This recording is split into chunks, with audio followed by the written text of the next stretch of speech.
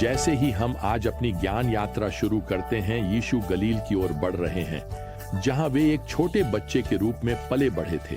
वास्तव में प्रेरित यूहन्ना हमें यीशु की सेवा के इस अगले चरण के बारे में एक संकेत देते हैं, जैसा कि वे यहाँ अब अध्याय 4 और पद 44 में लिखते हैं। क्योंकि यीशु ने स्वयं गवाही दी थी कि किसी भविष्यवक्ता को अपने ही नगर में आदर नहीं मिलता, इसलिए जब वह गलील आया तो गलील वासियों ने उसका स्वागत किया, क्योंकि उन्होंने वह सब कुछ देखा था जो उसने यरूशलेम में पर्व के समय किया था।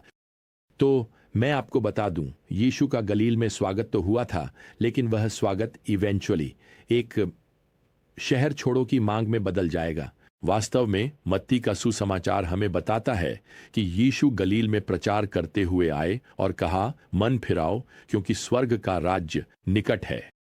मरकुस का सुसमाचार भी यह दर्ज करता है कि यही यीशु का मुख्य संदेश है, जैसा कि मरकुस अध्याय 1 और पद 15 में लिखा है। देखिए, वह राजा है और वह राष्ट्र को अपना राज्य सौंपने का प्रस्ताव दे रहा है। लूका का सुसमाचार बताता है कि यीशु आयतः आत्मा की सामर्थ्य में गलील लौटे और वहां की सभाओं में शिक्षा देने लगे। यह लूका अध्याय 4 पद 14 से 15 है। और अब जैसा कि आप जानते हैं, हम सुसमाचारों का कालानुक्रमिक अध्ययन कर रहे हैं और यहाँ गलील में इस सेवा काल के अध्याय में सबसे पहले जो घटना घटती है वह वास्तव में हमारे लिए यूहन्ना के सुसमाचार अब अध्याय 4 पद 46 में दर्ज है। इसलिए वह फिर से गलील के काना में आया, जहां उसने पानी को दाखमधु बना दिया था। और कफरनहूम में एक अधिकारी था जिसका पुत्र बीमार था। जब इस व्यक्ति ने सुना कि यीशु यहूदिया से गलील आ गए हैं, तो वह उनके पास गया और उनसे निवेदन किया कि वे नीचे आकर उसके पुत्र को चंगा करें, क्योंकि वह मृत्यु के कगार पर था।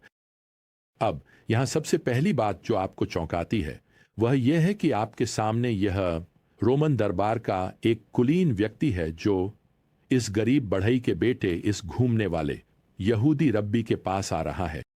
क्यों? खैर, क्योंकि वह मानता है कि यीशु उसके बेटे को चंगा कर सकते हैं, चाहे लोग उनके बारे में कुछ भी कह रहे हों। यह पिता, सच कहूं तो इस समय पूरी तरह से निराश है। और मैं आपको बताऊं, जब लोग किसी संकट का सामना करते हैं तो वे स्वाभाविक रूप से प्रार्थना करने लगते हैं। मैंने कभी भी आपातकालीन कक्ष में किसी नास्तिक से मुलाकात नहीं की है। खैर, इस अंश में वह यीशु से अपने बेटे को चंगा करने के लिए कहने वाला है। वैसे वह ऐसा करने में बिल्कुल सही है, लेकिन वह यह मानने में गलत है कि यीशु को उसके बेटे को चंगा करने के लिए शारीरिक रूप से वहां मौजूद होना जरूरी है। वह नहीं जानता कि यीशु वास्तव में अपनी शक्ति से पूरे ब्रह्मांड को थामे हुए हैं, जैसा कि कुलुस्सियों अध्याय 1 और पद 17 हमें बताता है।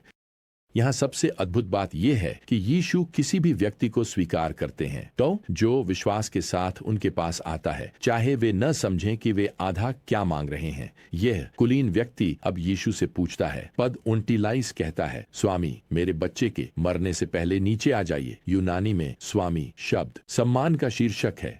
यह एक उच्च अधिकारी को संबोधित किया गया है। तो वह वास्तव में यीशु से कह रहा है, मैं जानता हूं कि आप एक बढ़ई से रब्बी बने व्यक्ति से कहीं अधिक हैं। मैं जानता हूं कि आपके पास असली अधिकार है। तो यीशु पद 50 में उत्तर देते हैं, जाओ, तुम्हारा पुत्र जीवित रहेगा। बस इतना ही। यीशु को उस कुलीन व्यक्ति के घर जाने की भी आवश्यकता नहीं है। उन्हें उसके बेटे को छूने की भी जरूरत नहीं है। बस जाओ, तुम्हारा बेटा स्वस्थ है। बस इतना ही। बिल्कुल सही। वैसे इस आदमी की प्रतिक्रिया को नजरअंदाज मत कीजिए। उस आदमी ने यीशु के कहे हुए वचन पर विश्वास किया और अपने रास्ते चला गया। अब मैं आपको बताता हूं, यही है विश्वास का कार्य रूप। अब जो आगे होता है वह अद्भुत है। घर जाते समय उस आदमी की मुलाकात उसके घर के एक सेवक से होती है, जो दौड़ता हुआ उसे यह बताने आया था कि उसका बेटा अचानक, आप जानते हैं, ठीक हो गया है। फिर वे इस बारे में बात करते हैं और पता लगाते हैं कि ठीक उसी घड़ी जब यीशु ने कहा था कि लड़का जीवित रहेगा, बुखार उसे छोड़ गया था। अब इसके साथ ही या इस आदमी और उसके पूरे घराने ने, जैसा कि हमें यहाँ पद 35 में बताया गया है, यीशु को अपना मसीहा मान लिया। अब इसके बाद यीशु और उनके शिष्य काना छोड़ देते हैं। लू का अध्याय 4 पद 16 में अगर हम वहां वापस जाएं तो यह बताता है कि वे नासरत पहुंचे जहां उनका पालन पोषण हुआ था। और वैसे नासरत कोई बड़ा शहर नहीं है। पुरातत्वविदों ने यह निर्धारित किया है कि यीशु के बचपन के दौरान नासरत की आबादी लगभग 400 लोगों की थी। अब हमें यह भी पता है कि यह एक काफी गरीब गांव था। असल में वहां कभी भी महंगे मिट्टी के बर्तन नहीं मिले हैं, बस आम साधारण मिट्टी के बर्तन और पैन ही मिले हैं। अब पद 16 आगे कहता है, जैसा कि उसकी आदत थी वह सप्त के दिन आराधनालय गया और पढ़ने के लिए खड़ा हुआ, और भविष्यवक्ता यशायाह का ग्रंथ उसे दिया गया। उसने ग्रंथ को खोला और वह स्थान ढूंढा जहां लिखा था, प्रभु का आत्मा मुझ पर है, क्योंकि उसने मुझे अभिषेक किया है कि मैं गरीबों को शुभ समाचार सुनाऊं।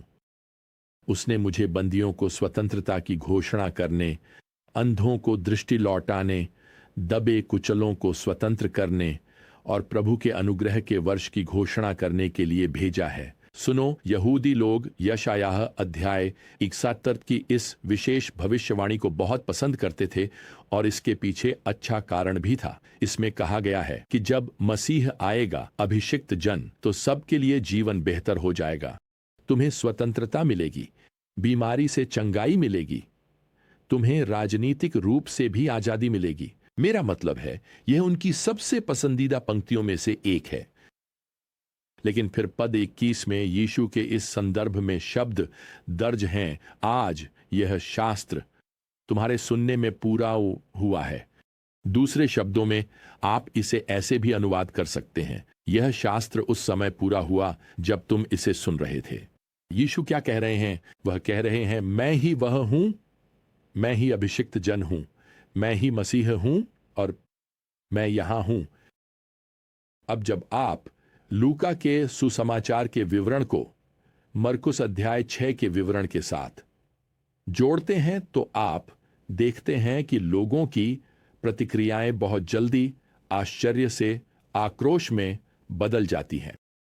यह जवान व्यक्ति मसीह होने का दावा कैसे कर सकता है जब हमने उसे बड़े होते हुए देखा है? खैर, वे उसकी कहीं एक भी बात पर विश्वास नहीं करते।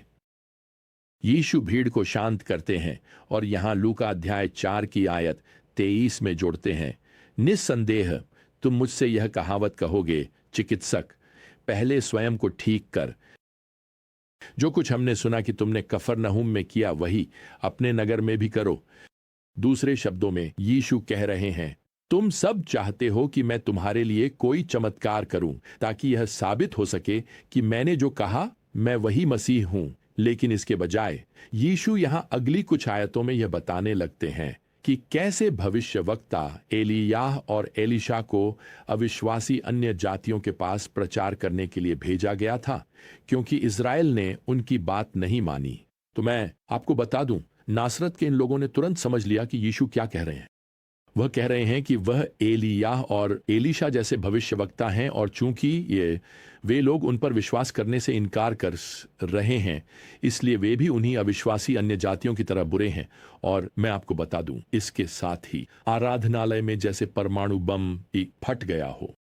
आयत 29 कहती है, वे उठे और उसे नगर से बाहर निकाल ले गए और उसे उस पहाड़ी की चोटी पर ले गए जिस पर उनका नगर बसा था, ताकि वे उसे उस चट्टान से नीचे फेंक सकें। अब मुझे आपको बताना है, अगर मैं यीशु होता तो मैं अभी उनके लिए कोई चमत्कार कर देता, न्याय का चमत्कार। आखिरकार वे लोग तो उन्हें यहां एक चट्टान से नीचे फेंकने की कोशिश कर रहे हैं। इसके बजाय हमें बताया गया है कि वह चमत्कारिक रूप से उस भीड़ के बीच से निकल गए, शायद अदृश्य हो गए। हमें ठीक ठीक नहीं पता कि उन्होंने क्या किया, लेकिन वे बस चुपचाप गायब हो गए और निकल गए। अब प्रियजनों, मैं चाहता हूं कि आप ध्यान दें कि यीशु ने क्या नहीं किया। सबसे पहले उन्होंने अपना आपा नहीं खोया। आयत 30 कहती है, परंतु वह उनके बीच से निकलकर चला गया।